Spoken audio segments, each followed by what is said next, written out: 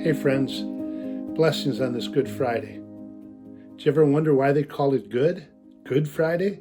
It sure wasn't good for Jesus. I mean, think about it. He was whipped and hit and mocked to literally have the weight of the world and the cross on his back, to feel guilt and shame, hatred, to become actual sin on our behalf, to be spit at, spit on, laughed at, insulted.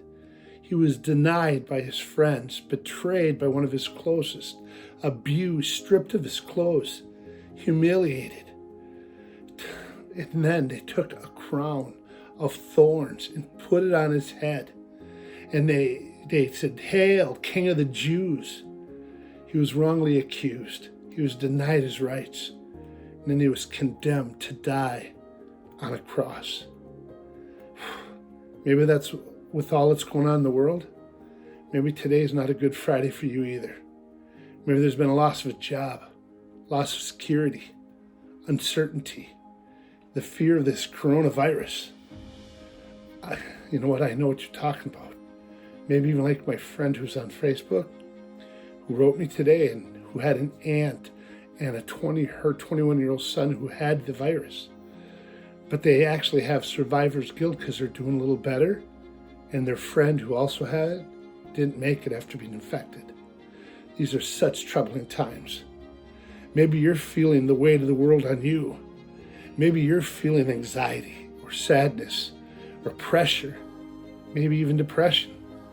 You've been in lockdown, and that's only made it worse. You're going stir crazy, and some of you being at home, well, that's just magnified the troubles that are in your house. You know what? Maybe a lot of you are saying, I can relate to a lot of the feelings that Jesus had.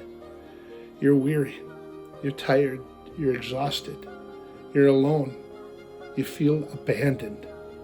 But listen to what Jesus did when he felt that. In 1 Peter 2:23, it says, when they hurled their insults at him, he did not retaliate. When he was suffering, he made no threats. Instead, here's the key, listen, he entrusted himself to him who judges justly. He trusted God. A mentor of mine preached this: it's Friday, but Sunday's coming. And that's what gave him hope. That's what it allowed Jesus to endure what he went through. Because it says in Hebrews 11, the faith is the assurance of things hoped for, but you can't see him.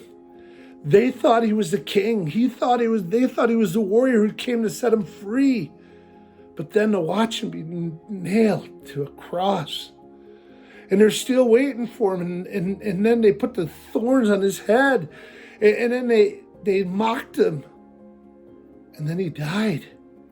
And they put the spear in his side to make sure he's dead. Hope was gone. Jesus was dead. Where are they going to put their faith now? And you want me to trust God in this? Forget it. I had a special needs brother, Tim, and I felt like I heard in my spirit that God was going to heal him. And I prayed so many times that he'd be healed.